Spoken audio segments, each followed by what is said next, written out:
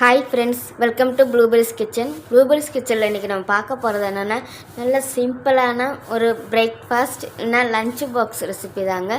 அது என்னென்னா பருப்பு சாதம் தாங்க. காய்கறி ஒன்றுமே போடாமல் சிம்பிளாக தாங்க இன்றைக்கி நம்ம வைக்க போகிறோம். சிம்பிளாக இருந்தாலும் டேஸ்ட்டு சூப்பராக இருக்குங்க.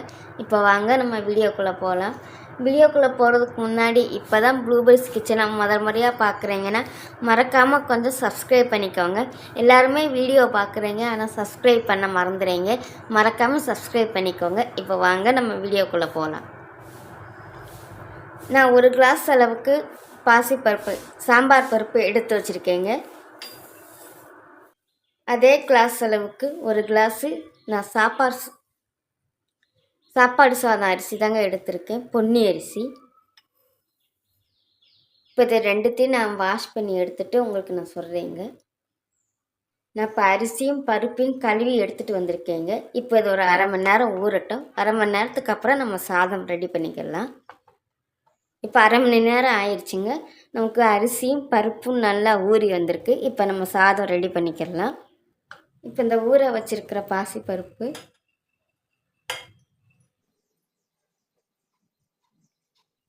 ஊற வச்சிருக்கிற நம்ம பொன்னி அரிசி, ஊற வச்சிருக்கிற அரிசி,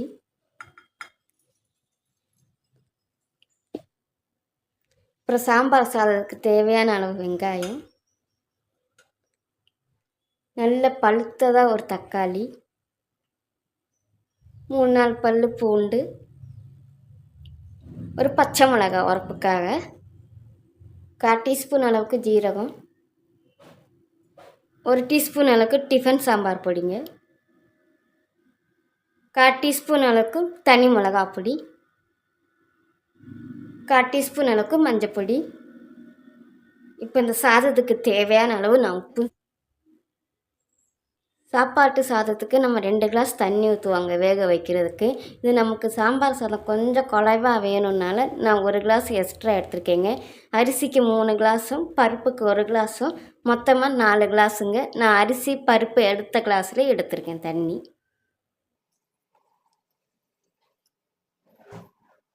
இந்த சாம்பார் சாதம் இல்லை பருப்பு வேக வைக்கும்போதெல்லாம் நமக்கு மேலே பொங்கி தட்டுங்க விசில் வரும்போது.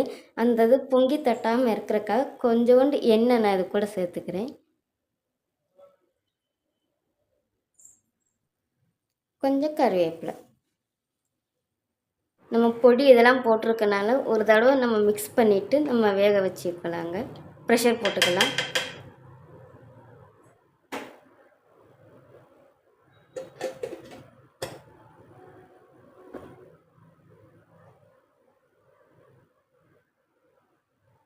இப்போ மூடி போட்டாச்சுங்க. இப்போ நம்ம ப்ரெஷர் வச்சு இப்போ இதை நம்ம வேக வச்சு எடுத்துக்கலாம்.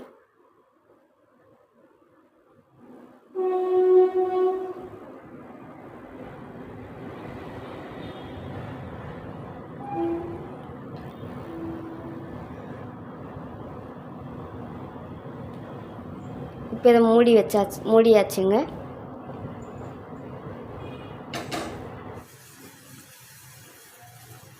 பாருங்களேன், நமக்கு ஆவி வர தொடங்கிடுச்சுங்க. இப்போ நான் ப்ரெஷர் போட்டுக்கிறேன். 5 விசிலு ஹைலையும் 1 விசிலு சிம்லேயும் நம்ம வச்சு எடுத்துக்கலாங்க.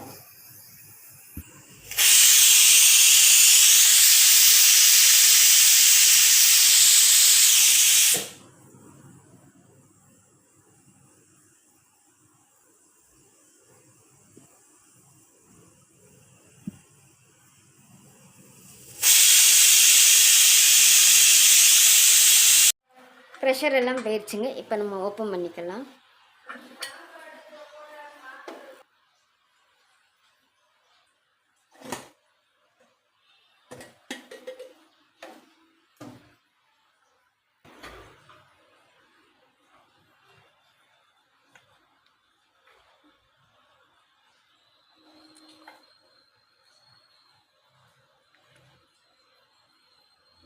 பாருங்களேன், நான் சொன்ன மாதிரி நல்லா வெந்து வந்திருக்குங்க.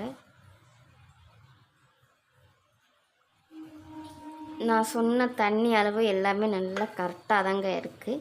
இப்போ இதுக்கு நம்ம ஒரு தாளிப்பு கொடுத்துக்கலாம். இப்போ இந்த பேன் சூடாயிருச்சுங்க. கொஞ்சமாக எண்ணெய் ஊற்றிக்கலாம்.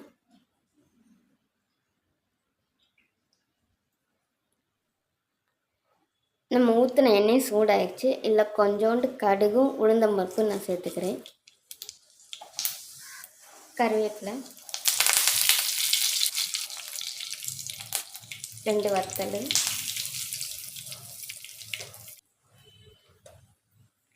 கொஞ்சமாக பெருங்காயத்தூள்.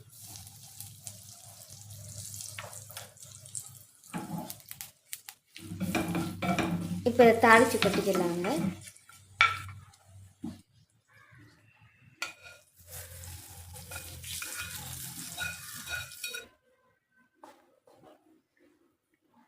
கொஞ்சமாக 1 டீஸ்பூன் அளவுக்கு நெய் நான் இந்த நேரத்தை சேர்த்துக்கிறேங்க. நம்ம நெய்யை ஊற்றி முதலே எல்லாம் பண்ணும்போது நமக்கு நெய் வாசனை நல்லா கிடைக்காதுங்க. இந்த மாதிரி நம்ம சாதம் பண்ணிவிட்டு கடைசியாக நெய் ஊற்றி சாப்பிட்டு பாருங்கள், டேஸ்ட்டு சூப்பராக இருக்கும். அந்த நெய்யோட வாசனையும் நல்லாயிருக்கும். கொஞ்சமாக மல்லி இலை,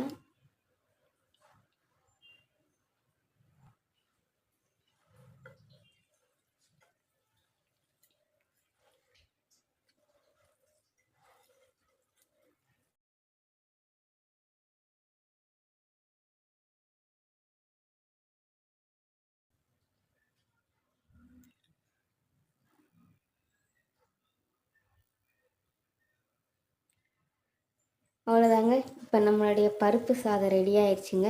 இதை நம்ம தயிர் ரைத்தா, உருளைக்கிழங்கு சிப்ஸு, அப்புறம் அந்த ஊறுகாய் இது கூடலாம் வச்சு சாப்பிட்றதுக்கு சூப்பராக இருக்குங்க. இன்றைக்கி நான் ட்ரை பண்ண மணிக்காக நீங்களும் இந்த ரெசிபியை ட்ரை பண்ணி பாருங்கள். சூப்பராக இருக்குங்க. இந்த ரெசிபி உங்களுக்கு பிடிச்சிருக்குன்னு நினைக்கிறீங்க.